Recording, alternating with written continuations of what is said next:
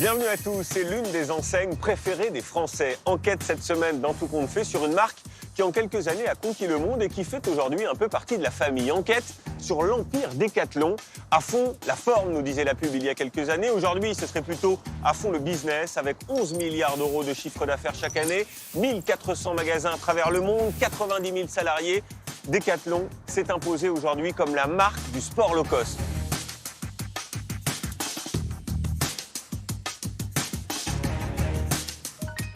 Alors comment l'entreprise parvient-elle à conjuguer produits innovants et prix cassés? Qui se cache aussi derrière cette incroyable réussite? Tout est-il si merveilleux dans l'univers Decathlon, comme l'affirme la direction? Nos équipes, vous allez le voir, ont remonté la filière jusqu'au Bangladesh. L'entreprise a également accepté de nous ouvrir ses centres de recherche dans les coulisses de la machine à vendre Decathlon. C'est une enquête signée Jessica Berthaud.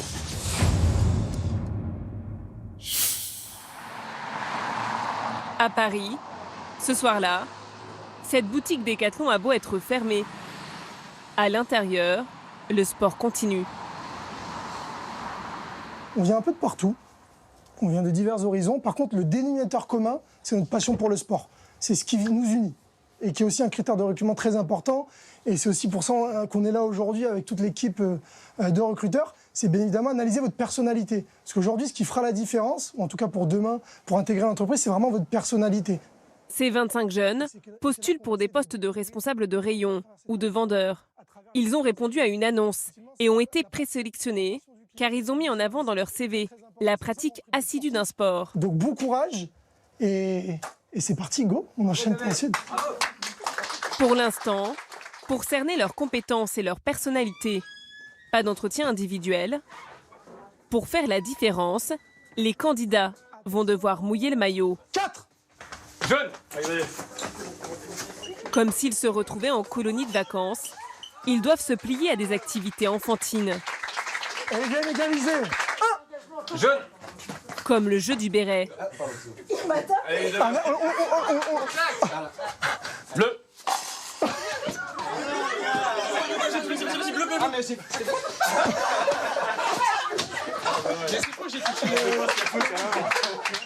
Deux, un, top! Il y a aussi ce jeu d'équipe où il faut aligner 3 foulards de la même couleur le plus vite possible. Mais ce n'est pas un simple moment de détente. Les candidats sont observés pour évaluer leur comportement. Dans l'équipe qui est à gauche, il y a 2 candidats qui prennent pas mal le lead, qui échangent beaucoup, qui disent aux autres faudrait faire ci, faudrait faire ça. Donc c'est ce qu'on cherche chez nous aujourd'hui, on cherche des leaders. C'est des jeunes qui vont manager des équipes. En fonction du magasin, en fonction du rayon, tu as plus ou moins de collaborateurs. C'est à toi aussi de les éclairer, de savoir où ils vont, où est-ce que tu les emmènes. Ce soir-là, 3 personnes ont été repérées. Elles passeront des entretiens et seront peut-être embauchées dans le groupe. La performance comme critère de recrutement. Bienvenue chez Decathlon, l'entreprise française qui a fait du sport un empire. C'est l'une des enseignes les plus populaires de France.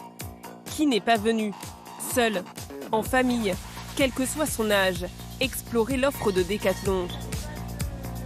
Ses produits innovants, inventés par la marque, ou ses petits prix. Une enseigne qui a conquis le monde. Elle a 313 magasins en France et plus de 1000 dans le reste de la planète. Même le géant chinois est sous le charme. Il y a 274 boutiques là-bas. Au total, la multinationale fait 11 milliards d'euros de chiffre d'affaires et 570 millions de bénéfices nets. Elle emploie 90 000 personnes dans le monde. Quelle est l'histoire de ce géant tricolore?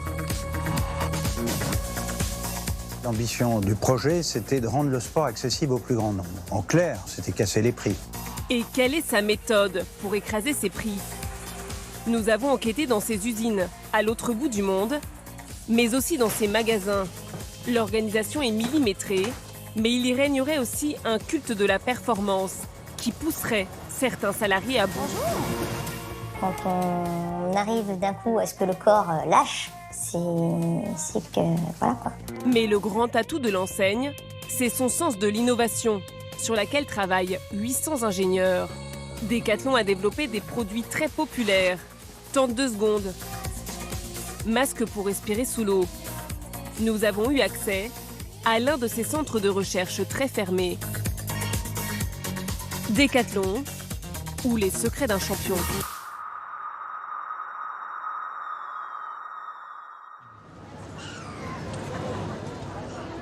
Strasbourg, sa cathédrale, ses canaux et son magasin Décathlon, ici dans un centre commercial. Yes. Allongez les bras. Essayez de suivre mon rythme, c'est votre challenge. La première arme de l'enseigne pour vous séduire, c'est de transformer l'achat d'un article de sport en un moment de détente. Encore 800. Good job. Dès l'entrée, on est saisi par ce cours de piloxing, une nouvelle discipline de fitness qui mélange pilates, danse et boxe. Le cours est à 3 €. Expire en enclenchant le mouvement, ce qui donne de la puissance. Souffle par la bouche. Puis, c'est l'entrée dans un magasin grand comme un hypermarché, 2500 mètres carrés, et qui ressemble un peu à une aire de jeu.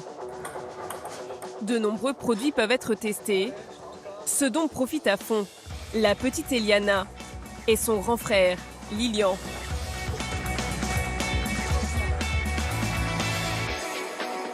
Aujourd'hui, on est venu pour le judo. Tu veux ces lunettes pour faire quoi? Sandrine vient régulièrement ici. Comme la plupart des clients, elle apprécie le choix très large de produits. Raquettes de tennis, vélo, ballon, doudoune ou bien même kimono de judo, comme pour la petite Eliana. Voilà. Voilà. Tu disais qu'il fallait de grandes manches. Là, ça va? Qu'est-ce que t'en penses? C'est bien. C'est bien, hein? Ouais. Avec ça, tu pourras faire tout ce que t'as appris. Oui. Mais l'argument principal ici, ce sont les prix. Le kimono est à 20 €. Il y a aussi des sacs à dos à 3 €, des baskets à 12 ou des polaires à 4 €. Moi, j'étais surprise. J'étais vraiment surprise à propos des prix. Moi, je trouve très attractif. On n'a pas besoin de se ruiner. S'ils n'aiment pas après 1 mois, 2 mois, au moins on ne regrette pas d'avoir dépensé. Total de la facture. Est-ce que vous voulez que je vous aide? Oui. Oui. 45 € pour 2 kimonos et 2 ceintures de judo. Être un hypermarché discount de tous les articles de sport, c'est l'idée maîtresse de l'enseigne, créée il y a 42 ans. Au départ, il y a un homme qui est tombé petit dans le chaudron de la grande distribution. Il s'agit de Michel Leclerc, rien à voir avec les hyper du même nom. En revanche, il est le cousin de Gérard Muliez, le fondateur d'un empire français de la grande distribution, avec toutes ses marques bien connues et dont le navire amiral s'appelle Auchan. Nous sommes en 1976. Michel Leclerc est alors directeur commercial de la chaîne d'hypermarchés. Et voilà ce que ce sportif constate quand il va acheter son matériel.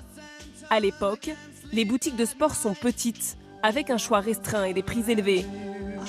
Alors, Michel Leclerc va passer ce secteur à la moulinette de la grande distribution. Il part d'une idée simple. Pour offrir des magasins qui plaisent aux sportifs, il faut qu'ils aient été pensés par des sportifs. Il commence donc par recruter dans son équipe 6 amateurs de sport, dont Benoît Poitza, passionné de randonnée et de voile, mais sans grande expérience professionnelle. 42 ans plus tard, il se souvient encore du premier contact avec son nouveau patron Michel Leclerc.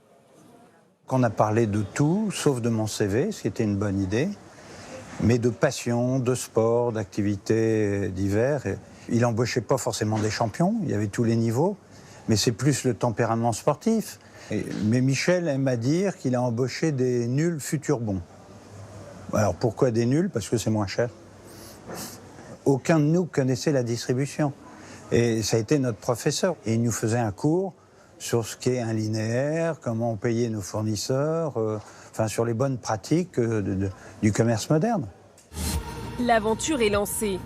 L'équipe démarre dans ses bureaux plutôt modestes.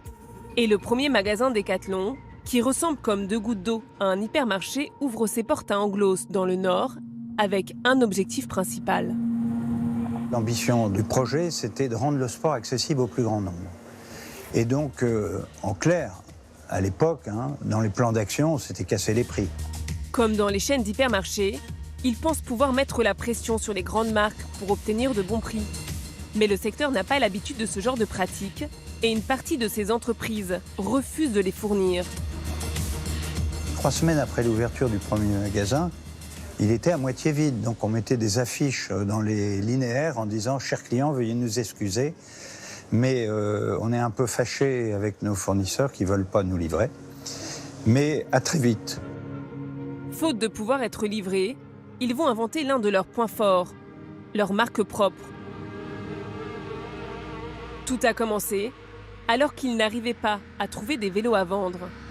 Parce qu'une marque n'a pas voulu nous livrer en vélo et on n'a pas réussi à se faire livrer, que Stéphane, responsable de rayon vélo de la première équipe, est allé voir un petit monteur à 3 km du magasin qui s'appelait Leleu et qui lui a demandé est-ce qu'à la place de l'autocollant Leleu, on ne pourrait pas mettre notre petit autocollant de voiture Décathlon.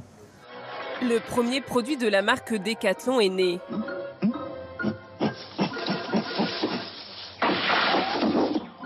Magique!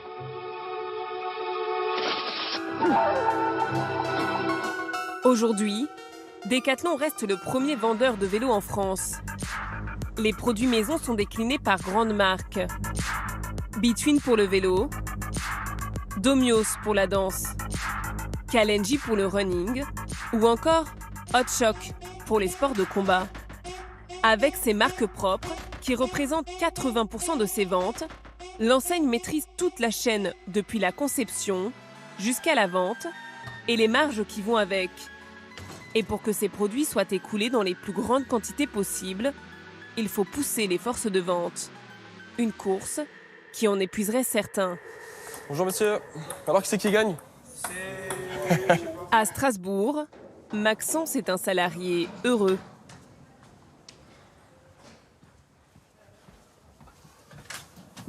Salut les gars. Au moment de la pause, avec ses collègues, ce vendeur peut parler de sa passion, la montagne. On était à 3000, le gars c'est à quoi, 3500? Ouais, 3500. On est arrivé là-haut, magnifique. Ciel bleu, plein soleil, c'était magnifique. En 2017, il prend même une année sabbatique avec sa femme pour voyager et faire l'ascension d'un des plus hauts sommets du monde. Et sur le 12e ou 13e jour du trek, on est arrivé sur le camp de base de l'Everest avec un coucher de soleil sur la dernière lumière du monde. C'était un souvenir inoubliable, pas de mots. C'est pour sa connaissance de la montagne qu'il a été embauché il y a 5 ans. Maxence, qui a un CAP, est en CDI. Il est payé au SMIC, 1 200 € net par mois. 7 heures par jour, il est chargé de la vente dans le rayon montagne, qui occupe plus de la moitié du magasin. Son travail, faire en sorte que les rayons soient bien rangés. Mais surtout, Décathlon compte sur lui pour appliquer la technique commerciale de la maison. Bonjour monsieur. Ça va, vous trouvez tout ce qu'il vous faut? Vous trouvez la bonne taille? Pas d'approche insistante, Maxence y va en douceur et doit mettre en avant sa connaissance de la montagne. Bonjour monsieur. Il joue plutôt les conseils d'amis. Bonjour messieurs, dames. Bonjour. Vous voulez un petit renseignement sur les sacs à dos? Je crois que c'est vous qui avez Oui, vous étiez venu, c'est vrai, vous étiez venu sur les sacs. Ouais. Vous partez quand là? Le 7 mars. Le 7 mars, c'est bien. Pour la Nouvelle-Zélande et l'Australie. Oui, tout à fait. Vous avez fait déjà votre choix sur les sacs à dos? Comme avec ce couple, qui est déjà venu il y a 2 semaines se renseigner sur ce sac à dos à 100 €, avec lequel Maxence a lui-même voyagé. Forcément, qui pourrait mieux nous en parler que quelqu'un qui a voyagé avec. C'est ça. Voilà, simplement. Tout est dit. Bah écoutez, c'est génial. C'est parfait. Et comme dit, si vous avez besoin de renseignements sur la Nouvelle-Zélande, l'Australie, j'ai pas pu faire par contre, mais si vous avez besoin de renseignements sur la Nouvelle-Zélande, sur des coups de cœur, n'hésitez pas vraiment, ce sera avec plaisir que je vous aiderai dans votre voyage.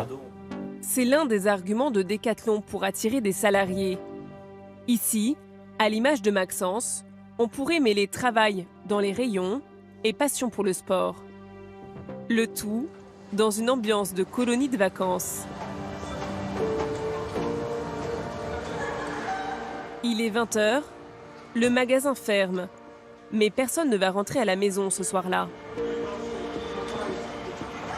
Vous voulez pas vous recentrer un peu? On se mette bien devant l'écran. Les 30 salariés du magasin sont conviés à cette réunion.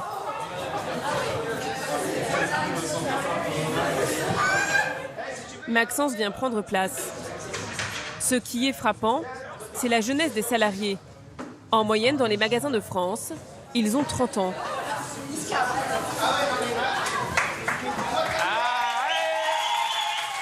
Des retardataires arrivent sous les applaudissements. On dirait une bande de copains. Mais le directeur veut en fait faire un bilan 4 mois après l'ouverture des lieux. C'est parti? Super, merci, désolé. C'est oui, on a attiré des clients, mais on a fait des clients heureux. Parce que 86% de nos clients sont satisfaits par le magasin. Quand je dis satisfaits par le magasin, c'est aussi bien par le magasin lui-même que les produits, que l'atelier. C'est la globalité de la satisfaction client. D'accord? Donc ça, c'est une super réussite. Enfin, vous n'en êtes pas fiers? Ouais.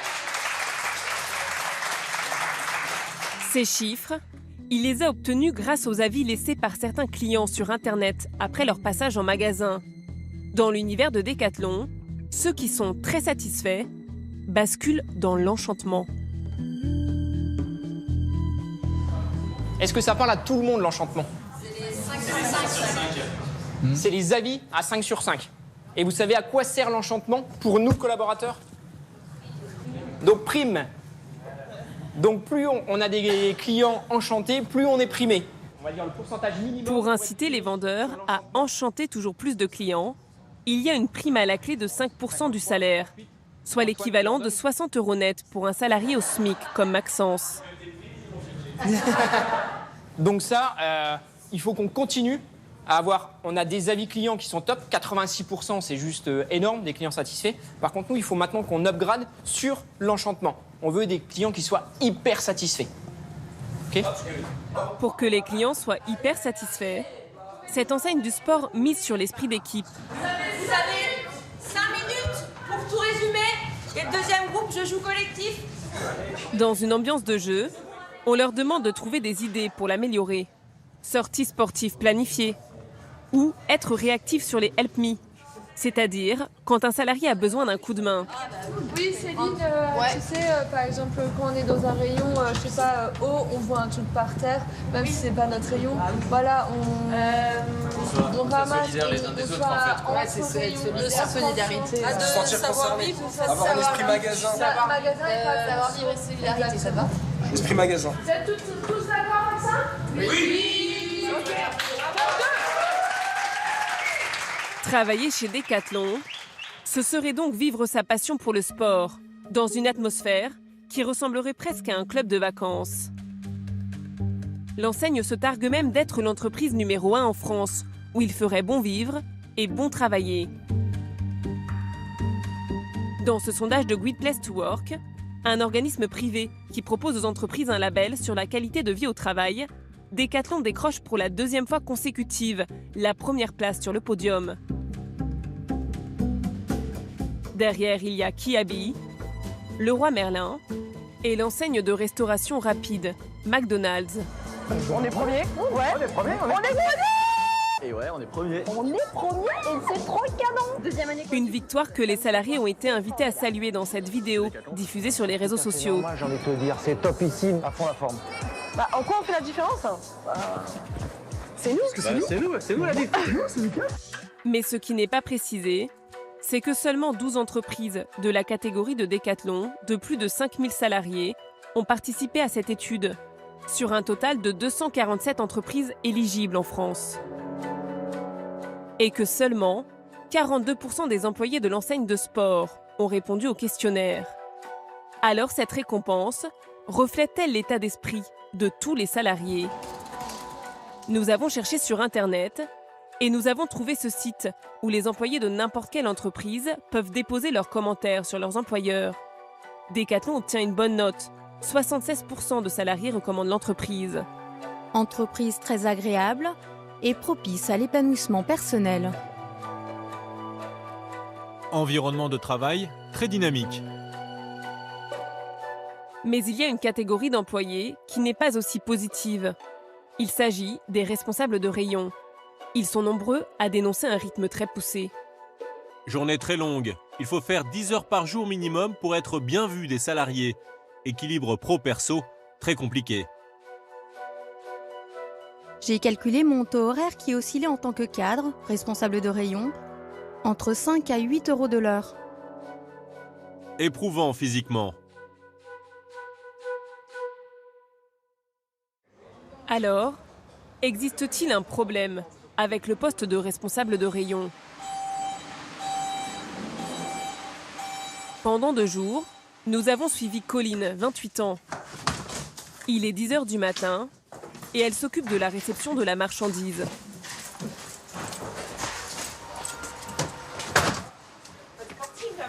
Ça a l'air un peu fastidieux comme ça, mais ça va. Colline, contrairement à Maxence, est cadre. Elle est chef du rayon running et non pas vendeuse. Elle est rémunérée 2 000 € net contre 1 200 € pour Maxence. Mais sa charge de travail semble bien plus lourde que ne le laisse indiquer la différence de salaire. D'abord comme un vendeur, elle peut être sollicitée à tout moment pour des petites tâches. Le déchargement n'est pas encore terminé, qu'elle est déjà appelée pour renseigner un client. Du roller, oui, j'arrive de suite. Elle file au pas de course. Elle a beau avoir 2 vendeurs dans son rayon, elle doit régulièrement les aider. Bonjour. Alors en fait là c'est super simple, vous avez des petites tailles. Donc du coup sur les petites tailles vous avez la possibilité de passer les roues. En fait sur les 3, sur une rangée normale ou sinon en mettre 2 à l'arrière. Merci beaucoup. Il n'y a pas de souci, passez une bonne journée, au revoir. Merci, au revoir. Ouais, c'est la course pour vous. Vous êtes entre lequel et le magasin? Oui, c'est vrai. C'est souvent comme ça? Oui, c'est souvent comme ça. Après on va pas se mentir, on est sur un métier unique donc tout le monde fait tout. Donc oui forcément si on n'a pas beaucoup de monde sur son rayon, c'est souvent comme ça. Faut être sportif, pour travailler chez Decathlon. Ah ben ça oui, de toute façon oui, faut être sportif pour travailler chez Decathlon. Comme un vendeur, elle doit aussi mettre les produits en rayon et donc conseiller ses clients quand c'est nécessaire.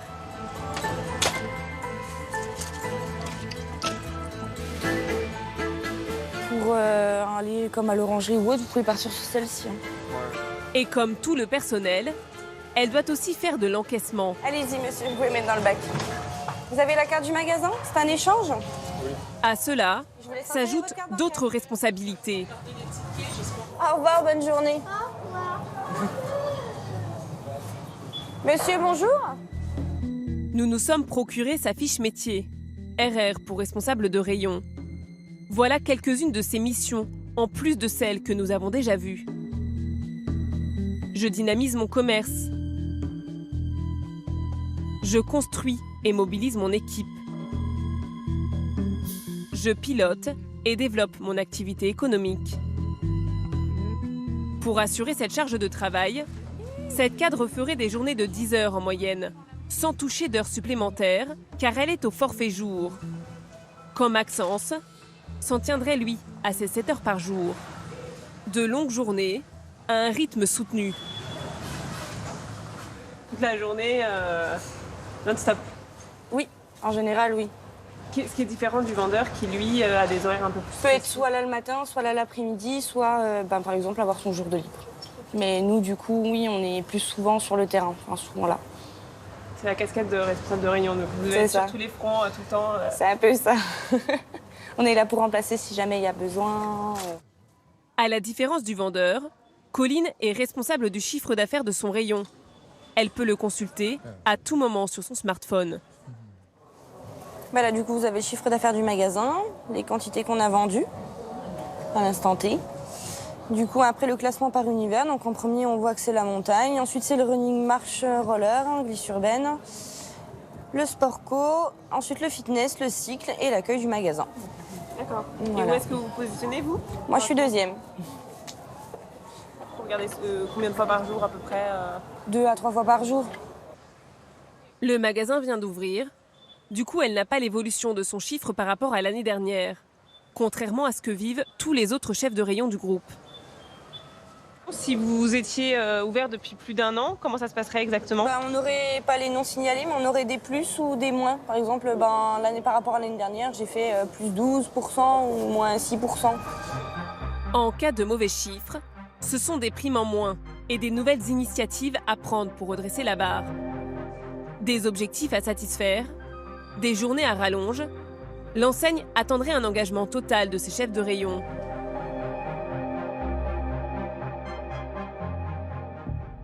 C'est ce que nous a raconté un certain nombre d'entre eux, qui ont souhaité rester anonymes. On rentre chez Decathlon, on est embarqué et tout le monde s'embarque en fait dans un même wagon à penser qu'en fait il n'y a que Decathlon pour vivre, on vit que Decathlon. Voilà, il faudrait quand même que tu t'impliques un peu plus, un peu plus déjà que les 80 heures qu'on peut faire par semaine, quoi. La pression, on va dire physique et psychologique, s'est accentuée. Du coup, on n'avait plus d'horaire. On nous donnait juste des tâches à réaliser. Donc une liste de tâches qui est infaisable. On vient bosser ses jours de repos, on vient bosser pour les CRTT, ses congés, on bosse la nuit, etc. Cette exigence très forte aurait fini par faire craquer un certain nombre d'entre eux. Quelque part en France, nous avons rencontré une femme d'une 40aine d'années, un peu brisée par son expérience de 10 ans en tant que responsable de rayon chez Decathlon. Elle est aujourd'hui en arrêt maladie. Pourtant, pendant longtemps, elle a aimé travailler pour l'enseigne. Nos marques, on en est très fiers. Moi, je fais du sport avec les marques Decathlon, les enfants sont équipés Decathlon. Quand on rentre, on est jeune, on se fait des nouveaux amis, en fait.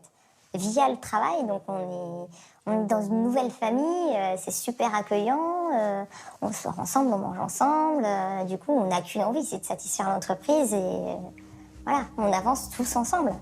C'est génial. Pendant de nombreuses années, elle dit avoir travaillé sans relâche, au minimum 50 heures par semaine. Mais les choses se seraient compliquées quand elle est devenue mère de famille. Il y a un cap qu'il ne faut pas passer. Il vaut mieux avancer dans cette entreprise tant qu'on n'a pas d'enfant, tant qu'on n'a pas vie de famille. Je voulais absolument y arriver, donc j'ai tout donné en essayant de mener vie de famille et vie professionnelle coûte que coûte. C'est pas forcément évident parce que le métier de responsable de rayon prend énormément de temps. C'est régulièrement des déménagements de nuit, c'est des dimanches travaillés, ce sont des jours fériés travaillés. Tout au long de la journée, on guette les chiffres et même entre rayons, on essaye de passer devant l'autre. Qui sera le meilleur de la journée?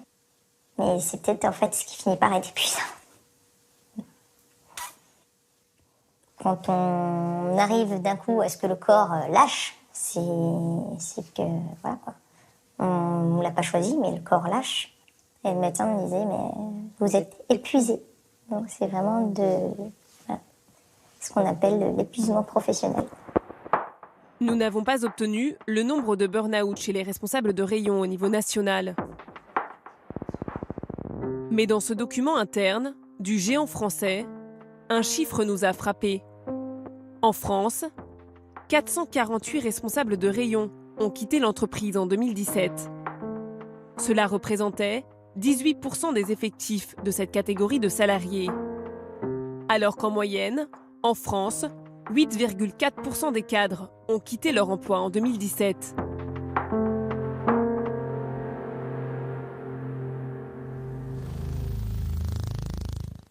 Alors, nous avons demandé à Decathlon si la charge de travail était excessive sur ses responsables de rayon. L'enseigne nous a répondu qu'en contrepartie, ils perçoivent 28 demi-journées de RTT à l'année. Et que plusieurs moments d'échange et d'entretien sur la charge de travail sont réalisés mensuellement, durant lesquels nous invitons les cadres à exprimer leur ressenti sur leur charge de travail.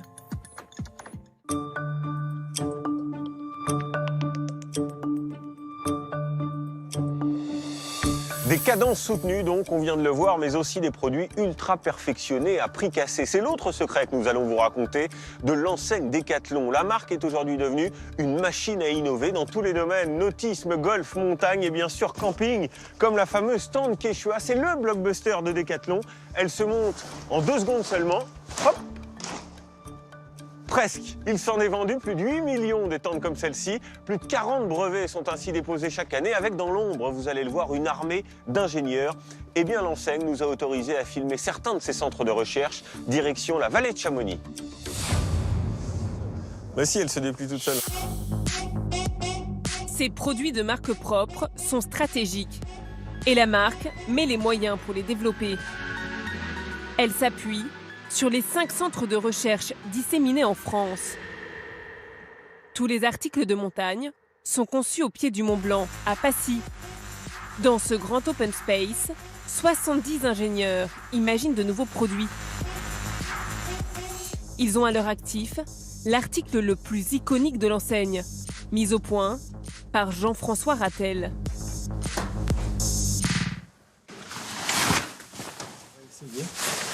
La fameuse tente de seconde. Voilà. Bon. Il ne reste plus qu'à aller se coucher maintenant. À l'origine de cette idée, il y a une conversation presque absurde avec des clients. Essayez de me dire quelle est la tente dont vous rêveriez. Voilà. Et donc, à chaque fois, il y en avait au moins un qui me sortait. Ah, moi, mon rêve, c'est une tente qui se monte toute seule. C'est ce geste-là. Bon, moi, dans ma tête, je me disais, c'est pas demain la veille qu'on aura cette solution-là. Pendant un temps, il cherche sans vraiment trouver la solution. Puis, il tombe sur cette invention américaine. Une mini-tente pour enfants qui se dépliait toute seule en quelques secondes. Une tente pour adultes est peut-être possible.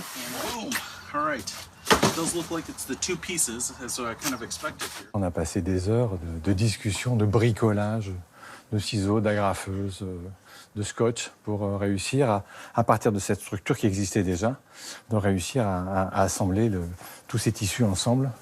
Au bout d'1 an et demi de recherche, ils sortent enfin le modèle qui garde un petit défaut. La difficulté à replier la tente. La majorité des gens ne comprennent pas ce qui se passe avec les arceaux. Donc parce que c'est pas vraiment naturel. Voilà. Donc là c'est fini. C'est moins de 10 secondes. Par contre, celui qui ne sait pas orienter les arceaux correctement, au bout de 3/4 d'heure, il est toujours au même point. Et là, il a les neurones qui se mettent à fumer, forcément. Et donc, il va me détester aussi. Malgré ça, ils écoulent à 8 millions d'exemplaires cette tente dont le prix de base est de 50 €.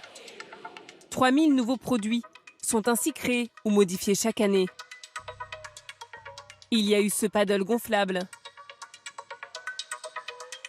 Cette lampe qui permet de s'éclairer la nuit pendant son running. Ou encore cette trottinette pour transporter un enfant.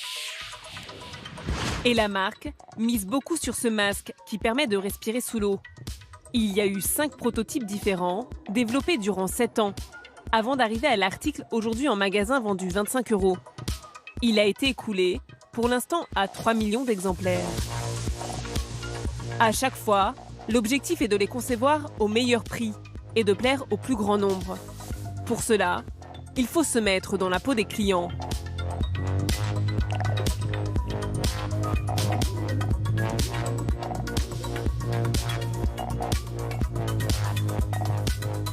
Au bord du lac du Bourget, de drôles de créatures glissent sur des roulettes ce jour-là. Il y a un stagiaire, un étudiant et un moniteur de ski. Ils testent ces nouveaux engins que l'on appelle des skirous.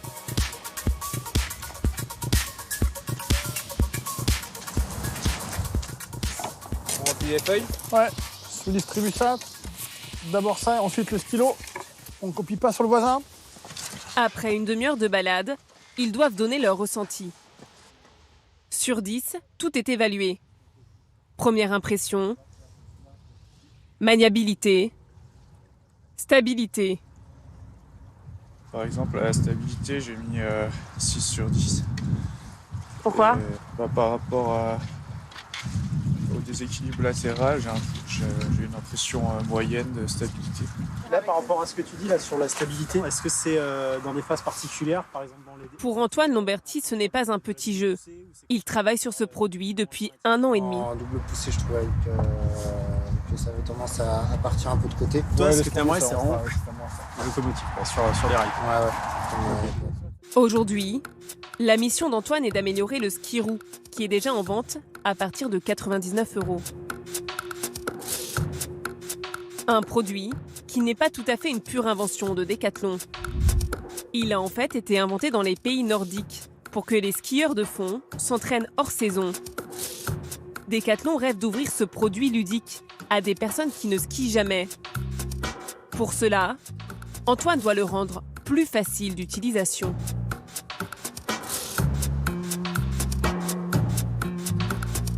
Au centre de recherche,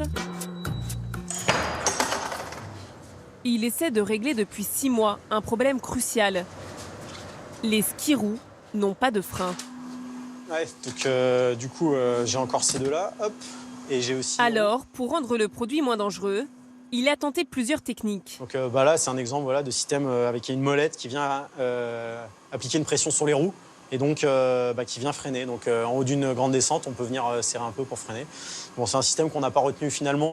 S'arrêter à chaque fois pour visser ou dévisser la molette, pas assez pratique pour les clients. Il a bien essayé d'imaginer autre chose. Donc celui-ci, pour ça, est plus proportionnel puisque c'est la pression de la chaussure sur la roue qui vient appliquer le freinage. Donc avec un système de verrouillage pour si on veut vraiment pas pouvoir l'utiliser. Mais pareil, pour diverses raisons techniques, de poids, d'efficacité, on est encore en train de chercher des solutions. Pour l'instant, il n'a pas trouvé le système idéal. L'autre objectif que lui a fixé l'enseigne, c'est d'être moins cher que ses concurrents. On trouve sur le marché des modèles similaires autour de 200 €. Alors pour baisser le prix, il s'est aidé de cette machine qui mesure la pression exercée sur le ski-roue. Il peut ainsi en déduire la quantité exacte d'aluminium nécessaire à chaque endroit. La matière première se paye, donc du coup, il faut en mettre juste ce qu'il faut. Et du coup, ces calculs permettent d'optimiser la quantité de matière qu'on va mettre sur le ski pour la qualité de l'usage et pour l'optimisation du prix. Concevoir des produits toujours moins chers à fabriquer, c'est l'obsession de Decathlon. On s'en rend compte au siège de la marque, à Villeneuve d'Ascq. On assiste ici à des scènes étranges. Des tests d'usure de doudoune ou d'imperméabilité de tenue de ski. Un peu plus loin, ce jeune homme joue les cobayes pour un accessoire de musculation. Mais avant tout, ici, on dessine et on invente de nouveaux articles. Pour imaginer les produits les moins chers possibles, tout le monde est invité à visiter une exposition dans l'immeuble que nous présente Franck Harold, le responsable de l'innovation. Alors en fait ici c'est une exposition en fait sur l'innovation frugale. C'est basé sur ce qu'on appelle les low-tech, donc l'inverse de la haute technologie. On a construit un four solaire qui est ici, à base de chambre à air, de parois métalliques qui reflètent la lumière. Ça monte l'eau à 80 degrés. Ces éoliennes, elles sont faites à base de produits de récupération. Donc les tutos sont sur Internet, à la disposition de tous. C'est fait avec des moteurs d'imprimante, des évacuations en PVC et ça recharge un portable. Simplifier au maximum pour faire des produits bon marché. C'est l'exemple que doivent suivre les concepteurs de produits. Un des meilleurs exemples est l'évolution de ce sac à dos qui a permis de baisser le prix de vente de 4,99 € à 2,99 €. Il n'y a qu'une seule matière. La fermeture éclair fait tout le tour, elle est beaucoup plus simple que ce qu'il y avait avant. En fait, tout le volume est fait non pas en rajoutant des pièces qui mettraient plus de profondeur, mais simplement en utilisant des techniques de pliage qui font que les soufflets sont naturellement. Bon, ça, c'est tout bête, mais ça permet de réduire une intervention manuelle en usine. Il n'y a pas de choses qui sont rajoutées. On essentialise en fait le plus possible et ce produit, on en vend plusieurs dizaines de millions maintenant par an. Ça, c'est une chaussure de marche qui a été faite. Et l'idée, pour arriver à baisser le prix de plus de 30%, ce qui est beaucoup sur l'évolution d'un produit à l'autre, on a retiré la languette, par exemple. Les lacets, il n'y a plus de renfort ici. Ils conçoivent des produits simples, peu coûteux à fabriquer. Mais pour écraser les prix, l'enseigne fabrique à 8000 km de la France. 80% des produits Decathlon sont manufacturés en Asie. Et le Bangladesh est l'un des pays les moins chers. Dans quelles conditions travaillent là-bas les ouvriers pour l'enseigne française ? Nous sommes à Dhaka, la capitale. Ce pays, l'un des plus pauvres d'Asie, est très peuplé, 165 millions d'habitants. Un réservoir infini d'ouvriers au petit salaire qui a fait du Bangladesh le grand spécialiste du textile discount.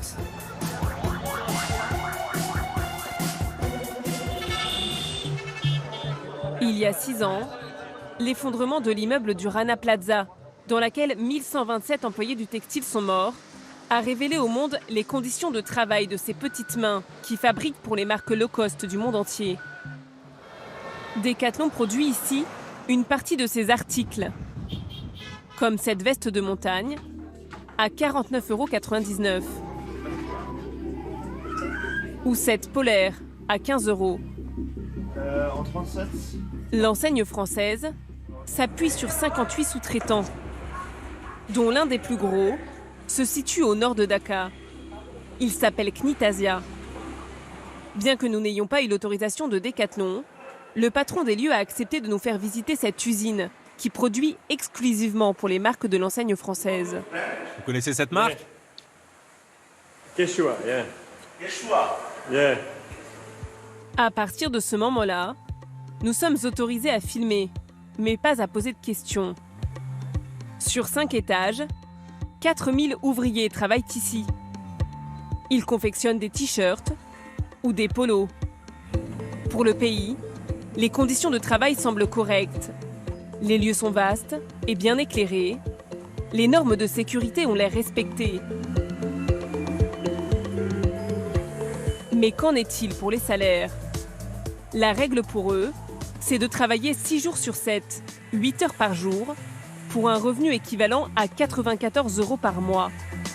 C'est plus que le salaire minimum de 82 €. Mais est-ce malgré tout suffisant pour vivre ici convenablement?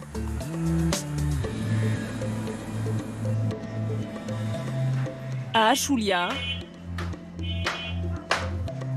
Sajani, 20 ans, travaillait avec son mari pour ce sous-traitant il y a encore quelques semaines.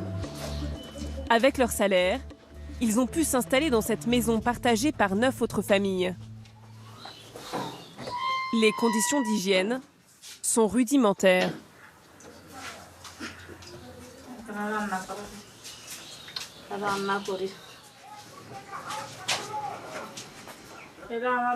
C'est ici que nous vivons avec mon mari. Il loue cette pièce de 8 mètres carrés. Avec mon mari, notre salaire est insuffisant.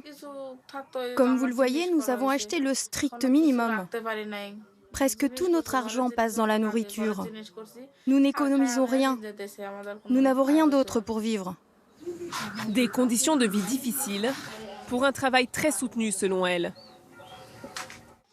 Nous étions censés travailler de 8 heures à 17 heures. Mais en fait, nous faisions des heures supplémentaires. Et pour certaines commandes, nous étions obligés de travailler de 9 heures à minuit. Son salaire augmentait un peu grâce à ces journées très longues, sans pour autant, selon elle, améliorer nettement son niveau de vie. Une problématique que connaît bien à Paris Naïla Al-Jatouni, d'Éthique sur l'étiquette. Un collectif qui cherche à sensibiliser les consommateurs aux conditions de travail des ouvriers du textile, et notamment ces femmes du Bangladesh. Lorsque les travailleuses travaillent 2, 3, 4, 5, 6 heures supplémentaires par jour, elles atteignent péniblement 100, 110, 120 €, mais ce salaire est encore bien inférieur à ce dont elles auraient besoin pour subvenir à tous leurs besoins fondamentaux, c'est-à-dire elles-mêmes se loger, se nourrir, se soigner. Le salaire demeure la principale source de revenus pour ces familles. Ça veut dire qu'il n'y a pas de protection sociale, il n'y a pas de congé maternité, de congé maladie, et que le salaire doit permettre aussi de couvrir ses frais. Avec les syndicats d'ouvriers du Bangladesh, ils ont calculé que le salaire minimum devrait s'établir à 160 € hors heures supplémentaires pour qu'ils puissent vivre dignement. Une revendication reprise par des milliers d'ouvrières le mois dernier au Bangladesh. Des manifestations qui ont été durement réprimées et des milliers d'ouvriers ont été licenciés. En raison du caractère éminemment stratégique de ce secteur, c'est-à-dire pouvoir offrir une main-d'œuvre peu chère aux grandes multinationales occidentales de l'habillement, les salaires sont maintenus volontairement très bas par un État et souvent un patronat complice, ce qui est tout à fait le cas au Bangladesh. réponse à nos questions sur les conditions de travail des ouvriers, Decathlon a mis en avant ce plan de vigilance qui liste les engagements de la marque pour améliorer la vie des ouvriers, notamment en Bangladesh. L'attention est portée sur le travail des enfants, les heures de travail, la rémunération. Même si c'est une obligation légale pour les grandes entreprises françaises, Decathlon est la première enseigne textile de taille à avoir mis en place un tel dispositif.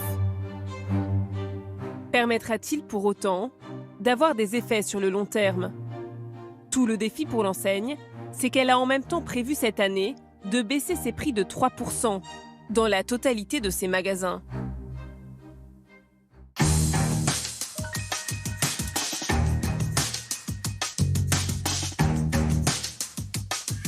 Voilà pour cette enquête sur les coulisses d'une grande réussite française, la machine à vendre et le grand business Decathlon. Merci de votre fidélité, c'est la fin de ce nouveau numéro de Tout compte fait. On se retrouve très vite sur France 2 bien sûr et d'ici là, restez curieux. Ciao.